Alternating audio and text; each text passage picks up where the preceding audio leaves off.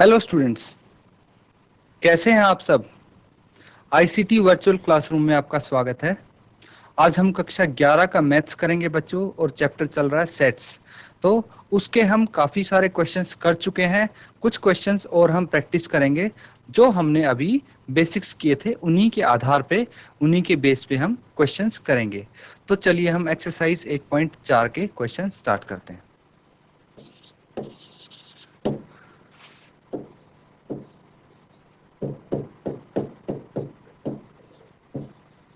तो बच्चों, क्वेश्चन आपके सामने है।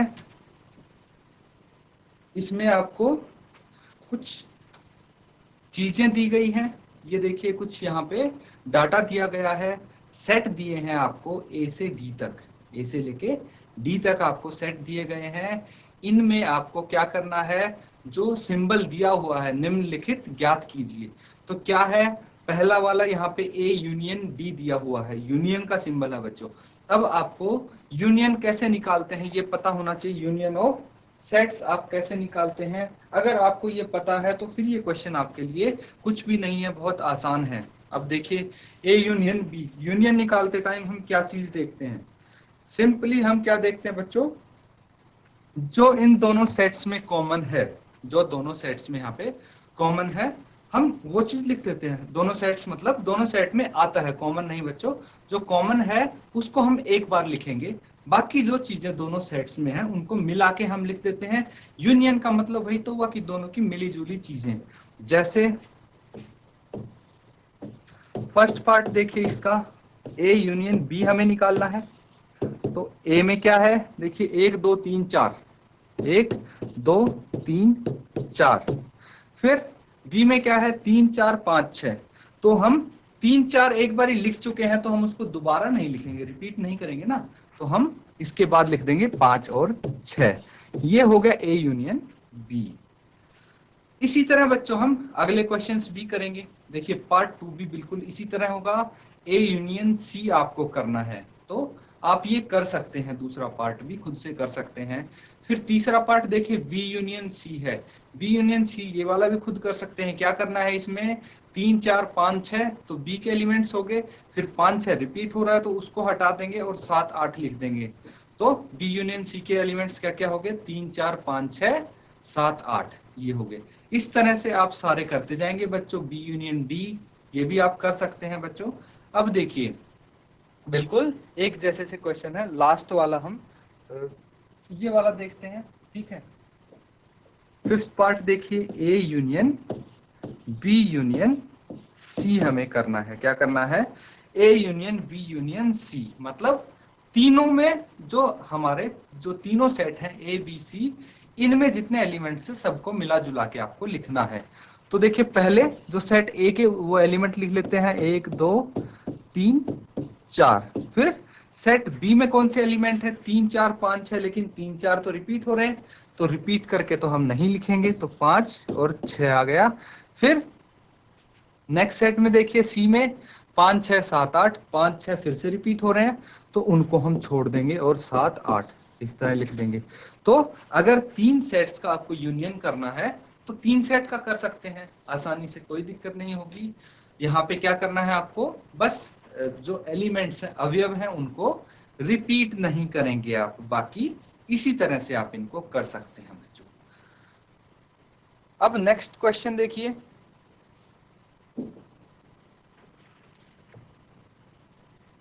अब बच्चा क्वेश्चन 1 आपने किया था, ठीक है। इसमें क्या था, इसका सम्मिलन आपको ज्ञात करना था। क्या ज्ञात करना था, सम्मिलन आपको ज्ञात करना था, ठीक है। लेकिन अगर आपको सर्वनिष्ठ समुच्चय ज्ञात करना हो, तो मतलब जो ये समुच्चय युग्म है, इसका आपको सम्मिलन नहीं करना, इस बारी सम्मिलन नहीं करना, ठीक है। तो क्या करेंगे आप, सम्मिलन तो आप नहीं करेंगे, तो क्या करेंगे, इसका सर्वनिष्ठ समुच्चय,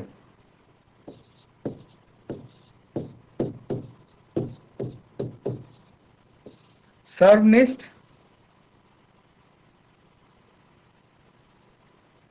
समुच्चय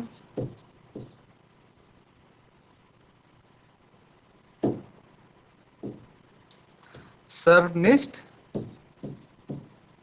समुच्चय ज्ञात कीजिए। तो सर्वनिष्ठ समुच्चय आपको ज्ञात करना है। अब बच्चों सर्वनिष्ठ क्या होता है ये आपको पता होना चाहिए कि सर्वनिष्ठ क्या होता है। तो देखिए बच्चों, इसमें हम क्या फर्स्ट से स्टार्ट करते हैं। जो पहला पार्ट है x और y है, ठीक है। इसका हमें सर्वनिष्ठ समुच्चय निकालना है, मतलब x इंटरसेक्शन y हम यहाँ पे निकालेंगे। क्या निकालेंगे? x इंटरसेक्शन y यहाँ पे निकालेंगे। तो इसके आपने क्वेश्चन किए हैं, एग्जाम्पल भी हमने किए थे इसका, और क्या होता है सर्वनिष्ठ समुच्चय, कैसे हम लिखते हैं, सब आपको पता है। एक बार आप इसको ट्राई करके देखें, खुद करने की कोशिश करें, आप कर पाएंगे इसको। तो जो सर्वनिष्ठ समुच्चय है उसमें क्या लिखते हैं बच्चों, जो भी x और y में हमारे पास कॉमन होगा वो आ जाएगा यहाँ पे। तो आपको सर्वनिष्ठ समुच्चय मतलब इन दोनों में दो समुच्चय जो है उसमें आपको कॉमन ढूंढना है, कॉमन देखना है, और वो यहाँ पे लिख देंगे। हम यहाँ पे इसको इस टाइप के जो सर्वनिष्ठ समुच्चय है उनको डायग्राम की मदद से भी हमने समझा था। तो इसको करने की कोशिश करें आप। मैं आपको डायग्राम की मदद से यहाँ पे समझाने की कोशिश करता हूं।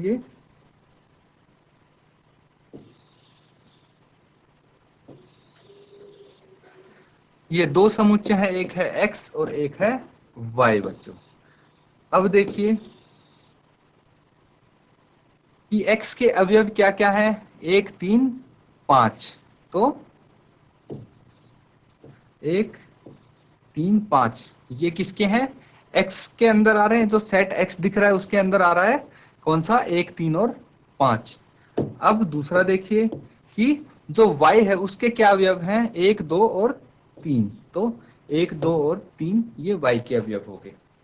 अब इनमें से दोनों में कॉमन कौन सा दिख रहा है आपको, तो आप देख सकते हैं कि जो ये हिस्सा है यहाँ पे, जो ये हिस्सा मुझे दिख रहा है, ये वाला हिस्सा, इसके अंदर जो अवयव हैं वो x के अंदर भी हैं और y के अंदर भी हैं। ये देखिए, अगर यहाँ से इसको लेके जाएं तो ये x और ये समुच्चय y दोनों में प्रेजेंट है। तो इसको हम क्या करते हैं, जो कॉमन होते हैं वो यहाँ पे लिख देते हैं। कॉमन क्या है यहाँ पे, 1 और 3। तो ये हो गया x इंटरसेक्शन y या फिर x सर्वनिष्ठ y। इस तरह से आप अगला पार्ट भी करेंगे। नेक्स्ट क्वेश्चन देखिए, यहाँ पे a इंटरसेक्शन b आपको करना है। तो इनमें कौन से कॉमन है वो आप लिख देंगे। तो मुझे सिर्फ a कॉमन दिख रहा है यहाँ पे, बाकी e i o u set b में नहीं है, तो सिर्फ a कॉमन है यहाँ पे। तो a इंटरसेक्शन b हो जाता है a।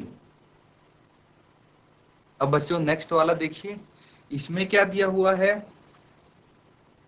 जो सेट A है वहां पे दिया है x सच दैट x एक प्राकृत संख्या है और 3 का गुणज है। बच्चों क्वेश्चन 1 हमने किया था, ठीक है। उसमें यहाँ पे मैंने बताया था कि ये सेट बिल्डर फॉर्म में है, इनको आप रोस्टर फॉर्म में बना लेंगे ताकि एलिमेंट्स इनके अवयव देखने में आपको आसानी रहे।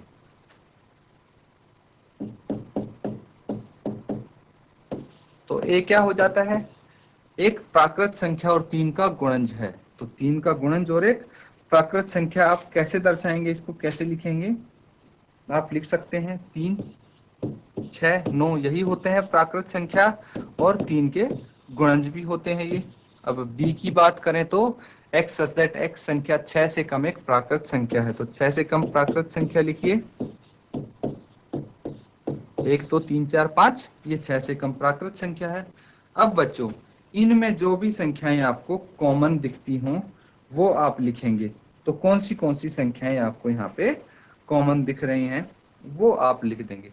तो देखिए मुझे यहाँ पे सिर्फ ये 3 कॉमन दिख रहा है। उसके बाद 6 आ जाता है, 6 इसमें नहीं है, और 6 से बड़ी संख्या है, लेकिन यहाँ पे 6 से छोटी संख्या है, इसलिए कॉमन सिर्फ आएगा 3। तो आप लिख सकते हैं a इंटरसेक्शन b 3 है। इस तरह आप नेक्स्ट क्वेश्चन करके देखिए। तो नेक्स्ट में बोला गया है एक प्राकृत संख्या है और 1 से बड़ी है, 6 के बराबर या उससे छोटी है। तो प्राकृत संख्या जो 1 से बड़ी हो और 6 से छोटी हो, या उसके बराबर हो तो कौन सी हो सकती है? 2, 3, 4, 5 और 6, यही हो सकती है। अब बी की बात करते हैं। यहाँ पे बोला गया है एक प्राकृत संख्या है और 6 से बड़ी और 10 से छोटी है, मतलब 7, 8 और 9 ये संख्याएं हो सकती हैं। अब बताइए ए और बी में कुछ कॉमन दिख रहा है आपको? कोई भी चीज ए और बी में कॉमन नहीं है।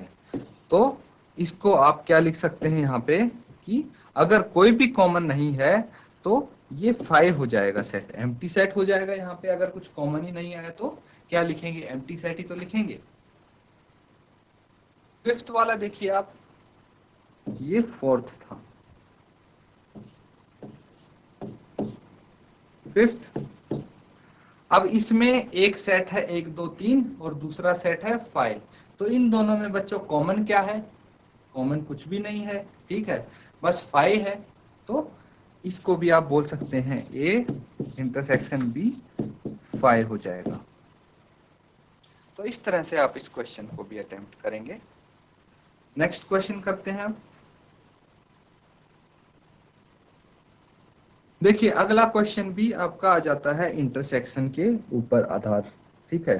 तो इसमें आपको वही करना है, इंटरसेक्शन बताना है। A intersection B, B intersection C, C A intersection B C intersection D, ये सब आपको करने हैं। तो एक बारी बच्चों पहला पार्ट आप करके देखें। मुझे लगता है कि पहला पार्ट आप आसानी से कर सकते हैं, आपने सीख लिया है इतना। तो पहले पार्ट में आप क्या करेंगे?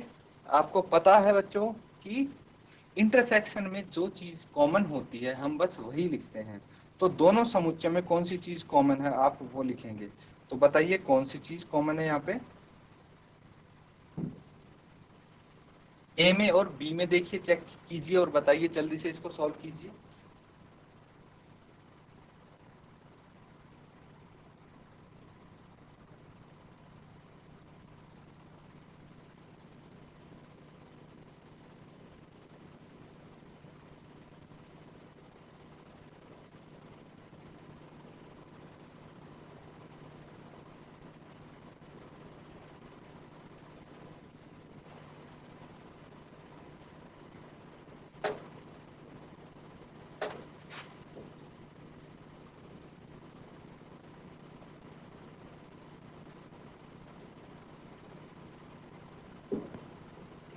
तो देखिए बच्चों यहाँ पे आप देख पाएंगे कि ए और बी में क्या कॉमन है। तो 3, 5, 7, 9, 11 बी में है और 7, 9, 11, 13 बी में है। तो ए में और बी में क्या क्या कॉमन दिख रहा है? 7, 9 और 11 यहाँ पे मुझे कॉमन नजर आ रहा है। 7, 9 और 11 मतलब कॉमन का मतलब क्या हुआ बच्चों?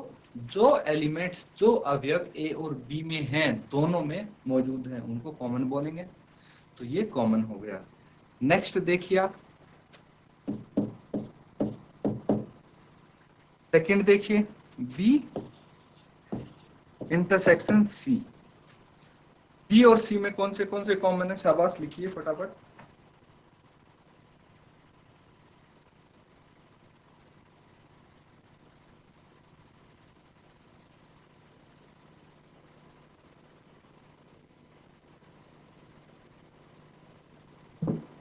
तो बच्चा जो बी के अवयव हैं वो है 7, 9, 11, 13 और सी के जो अवयव हैं वो है 11, 13 और 15। तो कौन सा कॉमन आ गया इसमें? मुझे 11 और 13 कॉमन दिख रहा है। तो यहाँ पे हम 11, 13 कॉमन लिख देंगे। अब बच्चों नेक्स्ट थर्ड वाला देखें। तीसरे में क्या बोला गया है कि A intersection C intersection D, यहाँ पे 3 टर्म्स आ जाते हैं। तो घबराना बिल्कुल नहीं है। पहले तक हम जो 2 में कॉमन था वो देखते थे, अब जो 3 है इन 3 में क्या कॉमन होगा हम वो देखेंगे, है ना? यही तो करते हैं हम। तो अब देखिए ए, सी और डी में क्या क्या कॉमन है। पहले ए की बात करते हैं, 3, 5, 7, 9, 11। फिर सी की बात करते हैं, 11, 13, 15। तो बच्चों ए में और सी में क्या कॉमन दिखाई दिया हमें? 11, और कुछ कॉमन नहीं है, सिर्फ 11 दिखाई दिया। लेकिन डी में और सी में मुझे 15 कॉमन दिखाई दे रहा है, लेकिन ए में और डी में मुझे कुछ भी कॉमन नहीं दिखाई दे रहा है। मतलब तीनों में कोई भी चीज, एक चीज कॉमन नहीं है। तो हम क्या लिख देंगे, 5 लिख देंगे। जब कोई भी चीज कॉमन नहीं आएगी तो वो 5 हो जाएगा बच्चों। नेक्स्ट करके देखें।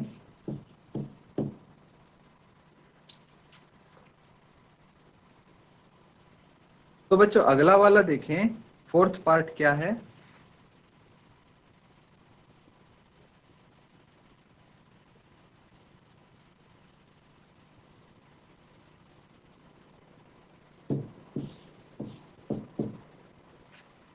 ए इंटरसेक्शन सी है यहाँ पे।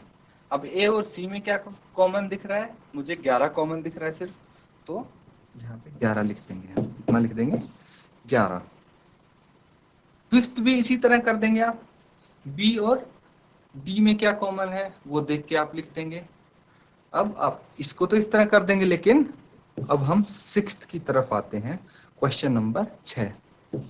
मतलब क्वेश्चन नंबर 6 का सिक्स्थ पार्ट।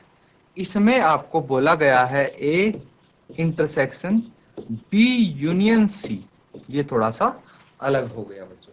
तो इसको आप कैसे करेंगे, ये बच्चों बहुत ही आसान चैप्टर है, पूरा चैप्टर बहुत इजी है।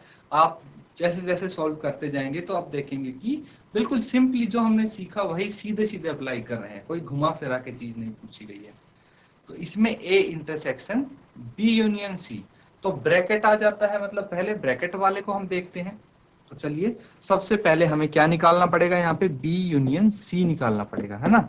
तो यूनियन निकालना आपको आता है, अभी आपने कुछ देर पहले किया था यूनियन निकालने वाला। तो क्या करेंगे, बी यूनियन सी, मतलब इन दोनों सेट्स में है उसको, उसका यूनियन हम लिख देंगे बी और सी का। तो बी में कितना है, 7 9 11 13, और सी में है 11 13 और 15। 11 13 तो आ गया, हम सिर्फ 15 और लिख देंगे क्योंकि हमें अवयव रिपीट नहीं करने। अब देखिए बी यूनियन सी तो आ गया हमारे पास, हमें क्या करना है, A intersection B union C. मतलब क्या हुआ इसका कि ए में और बी यूनियन सी, इन दोनों समुच्चय में, दोनों सेट्स में जो चीज कॉमन होगी हम वो लिख देंगे। तो पहले तो ए देखिए, ए में क्या है, 3 5 7 9 11। ए में क्या है, 3 5 7 9 11। तो आप देखेंगे 7 9 11, ठीक है। यहाँ पे भी 7 9 11, ये तीन चीज कॉमन है, तो यही चीज हम लिख देंगे। इस तरह से इनको सॉल्व करेंगे बच्चों, ठीक है। ये क्वेश्चन आप इस तरह से हल करेंगे। नेक्स्ट वाला देखिए, ए इंटरसेक्शन डी है। क्या है, ए इंटरसेक्शन डी। तो क्या आप देख पा रहे हैं ए और डी में कुछ कॉमन दिख रहा है, मुझे तो नहीं दिख रहा है। और जहां पे कोई कॉमन नहीं होता तो वहां पे क्या हो जाता है, 5 हो जाएगा, ये 5 हो जाएगा बच्चों। अब A intersection B union D को आप किस तरह से लिखेंगे, A intersection B union D, जैसे हमने सिक्स्थ क्वेश्चन किया था बच्चों, A intersection B union C किया था, यहाँ पे बी यूनियन डी करना है। और उसके बाद इन दोनों में से बी यूनियन डी में और ए में जो कॉमन होगा वो लिख देंगे। बिल्कुल सिक्स्थ की तरह करना है ये आपको, तो ये भी आप कर लेंगे। अब हम नाइन्थ क्वेश्चन पे आते हैं। नाइन्थ थोड़ा जरूरी क्वेश्चन है, इंपॉर्टेंट है। तो ये देखिए बच्चों, नाइन्थ में आपको क्या करना है, ए इंटरसेक्शन बी करना है, फिर इसका इंटरसेक्शन करना है किसके साथ, बी यूनियन सी के साथ, ठीक है। तो यहाँ पे सबसे पहले तो हम ए इंटरसेक्शन बी निकाल लेते हैं। ए इंटरसेक्शन बी कैसे निकालेंगे, ए और बी में जो कॉमन होगा वो लिख देंगे। क्या क्या कॉमन दिख रहा है ए और बी में, 7 9 और 11, यही कॉमन था, 7 9 और 11। फिर निकाल लेंगे हम बी यूनियन सी।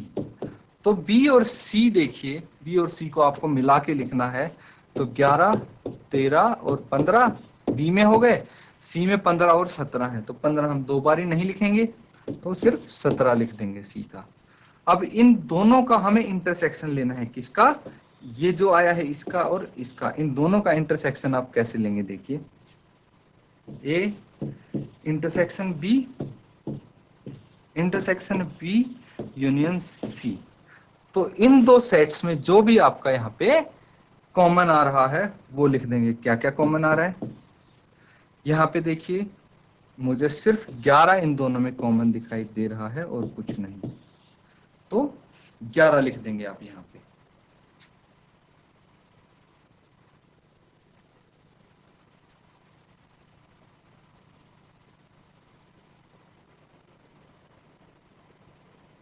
हमने बच्चों इसका किया बी यूनियन सी यहाँ पे कर दिया था। फिर से देखिए, बी यूनियन सी यहाँ पे कर दिया था, और बी और सी क्या आया है?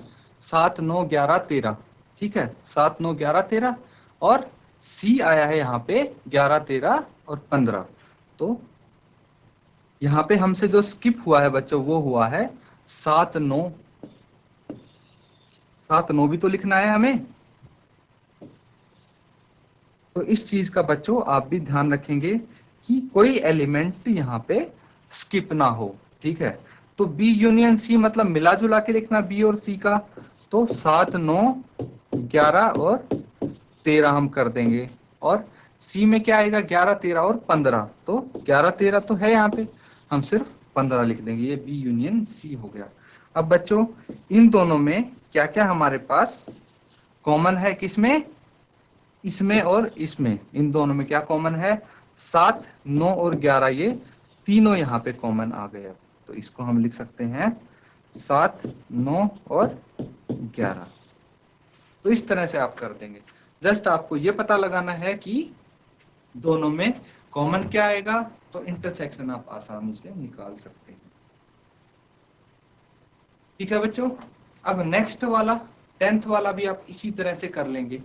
इन दोनों का आप यूनियन निकाल लेंगे, इन दोनों का भी यूनियन निकाल लेंगे। इस बारी ए और डी का, बी और सी का, दोनों का यूनियन निकाल के उसमें जो कॉमन आएगा वो आप लिख देंगे। ठीक है, तो इन दोनों का इंटरसेक्शन निकल जाएगा।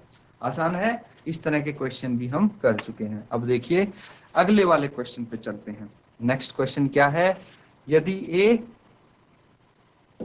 यहाँ पे दिया है, कितना दिया है? क्या है? x सच दैट x एक प्राकृत संख्या है। तो प्राकृत संख्या कौन सी होती है बच्चों? प्राकृत संख्या 1 से स्टार्ट होती है। तो प्राकृत संख्या हम लिख सकते हैं 1 2 3 4 5 और कंटिन्यू रहती है वो। फिर b क्या दिया है? x सच दैट x एक सम प्राकृत संख्या है। तो बच्चों सम प्राकृत संख्या कौन सी होगी? सम प्राकृत संख्या मतलब जो 2 से भाग होती है, even natural numbers. 2 2 4 6 8 and so on. फिर सी है एक्स सच दैट एक्स एक विषम प्राकृत संख्या, मतलब 1 3 7 9 11 एंड सो ऑन। फिर नेक्स्ट बोला गया है एक्स सच दैट एक्स एक अभाज्य संख्या। तो अभाज्य संख्या आपको पता है, अभाज्य संख्या मतलब प्राइम नंबर्स कहां से स्टार्ट होते हैं बच्चों? 2 से। 2 3 5 7 9 नहीं होगा, क्यों? क्योंकि 9 भाग हो जाता है 3 से। फिर 11 13 एंड 15 नहीं होगा, फिर 17 होगा, ऐसे कंटिन्यू होता रहेगा बच्चों। ये तो ये चीज दी गई है, आपको बताना क्या है? फर्स्ट वाले में बताना है A intersection B. A intersection B आप कैसे बताएंगे? ए इंटरसेक्शन बी के लिए आप देखेंगे कि यहाँ पे इसमें ए इंटरसेक्शन बी में क्या क्या कॉमन आ रहा है ए और बी में। तो आप देख पाएंगे, देखिए 2 कॉमन आ रहा है, 4 कॉमन आ रहा है, फिर 6 कॉमन आएगा, 8 कॉमन आएगा। मतलब जो ये सेट बी है हमारा, पूरा यही तो कॉमन आ रहा है। ये पूरा सेट बी ही कॉमन आ रहा है। तो आप लिख सकते हैं कि तो ये है, इसमें हमारा x सच दैट x एक सम प्राकृत संख्या है। लिख सकते हैं आप x सच दैट x एक सम प्राकृत संख्या है।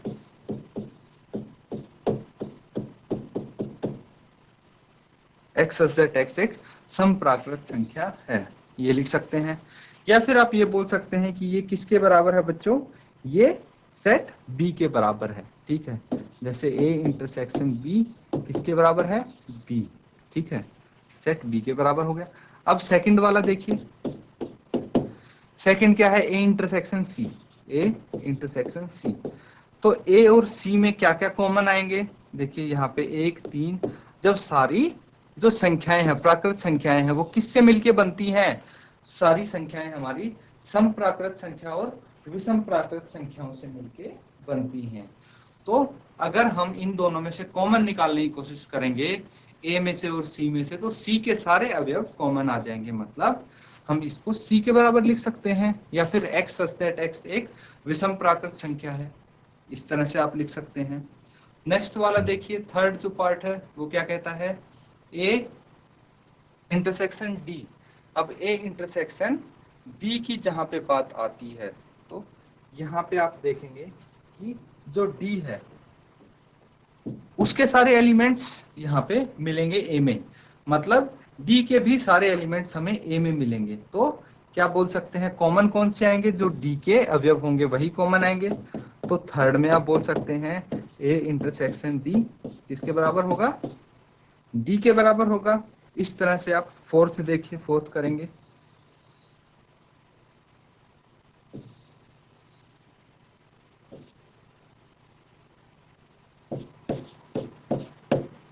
अब फोर्थ देखिए, बी इंटरसेक्शन सी है, बी इंटरसेक्शन सी है।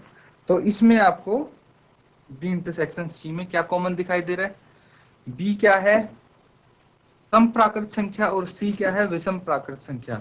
अब खुद सोच के देखिए, क्या सम प्राकृत संख्या और विषम प्राकृत संख्या में कोई चीज कॉमन हो सकती है, कभी नहीं हो सकती, क्योंकि दोनों अलग अलग होते हैं। ठीक है, जैसे सम होते हैं 2 4 6 8, विषम होते हैं 1 3 7 9, तो कॉमन होगा ही नहीं कुछ। तो इसको आप 5 लिख सकते हैं, जब कोई कॉमन नहीं होता तो हम 5 लिख देते हैं बच्चों। नेक्स्ट वाला आप करिए, जो फिफ्थ है उसमें आप देखेंगे कि क्या है, B intersection D, B intersection D है। तो इसमें क्या कॉमन आएगा बी और डी में, तो देखेंगे बी और डी में 2 4 6 8 है, और डी में क्या है 2 3 5 7। तो इसमें सिर्फ 2 कॉमन है। ठीक है, जो डी है उसमें सिर्फ 2 है, बाकी और कोई भी सम संख्या नहीं आ सकती अभाज्य संख्याओं में, इसीलिए यहाँ पे हम 2 लिख सकते हैं। ठीक है, अब सिक्स्थ वाला देखिए, सिक्स्थ वाले में है C intersection D, C intersection D यहाँ पे है।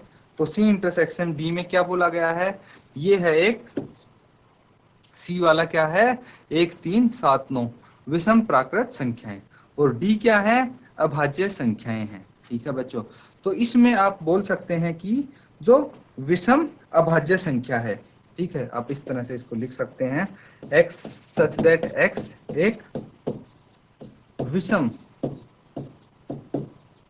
विषम अभाज्य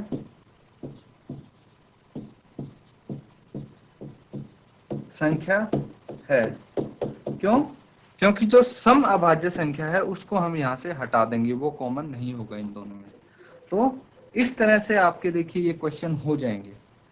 तो बच्चों आज के लिए बस इतना ही करेंगे। जो भी क्वेश्चन हमने यहाँ पे प्रैक्टिस किए हैं उनको आप घर पे जरूर करें, जो आपको होमवर्क के लिए मिले हैं चीजें उनको भी आप जरूर सॉल्व करें।